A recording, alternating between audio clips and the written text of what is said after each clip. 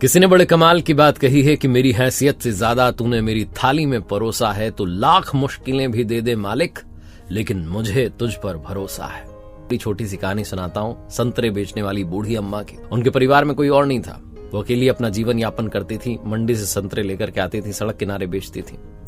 और एक लड़का ऑफिस से निकलने के बाद वहां से सड़क किनारे उनके यहाँ से शॉपिंग करता था, वो संतरे खरीद लेता था। लेकिन उसकी आदत थी, वो एक संतरा उठाता, उसमें से एक फांक निकालता, फिर चखता, कहता है तो मीठा नहीं है, वहीं पर रख देता।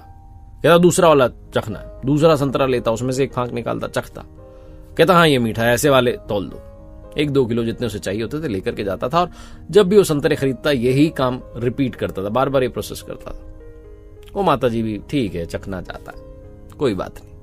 एक दिन वो अपनी पत्नी के साथ वहां से निकल रहा था, वो रुक गया। संतरे वाली अम्मा को देख करके उसने संतरे खरीदे और वही उसने काम किया जो करता था, जो उसका कार्यक्रम रहता था। एक संतरा लिया, एक फांक चखी, रख दिया। दूसरी जो है संतरा लिया, उसने फांक चखी, रख दिया कि ये वाला ठीक है। उसकी पत्नी ने भी चखा संतरा, उसने कहा मीठा, ठीक है, चले गए। 4-5 दिन बाद फिर वहां से निकले, वही उसने वापस रिपीट किया। अब की बार पत्नी से रहा नहीं गया, उसने कहा मीठे संतरे होते हैं, क्यों तुम ये बार बार नाटक करते हो, चखते हो, रख देते हो, 2-2 संतरे ऐसे ही खराब कर देते हो। उस व्यक्ति ने कहा अभी घर चलेंगे तो बताऊंगा।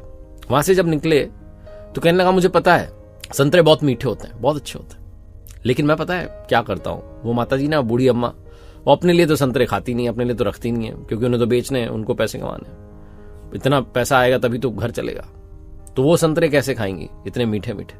बस मैं वो चखने के बहाने से एक चखता हूं, रख देता हूं कि ये ठीक नहीं है, जबकि वो भी मीठा होता है। दूसरा चखता हूं, कहता हूं ये मीठा है। 2-2 संतरे उनके लिए रखाता हूं ताकि वो भी कुछ खा लें।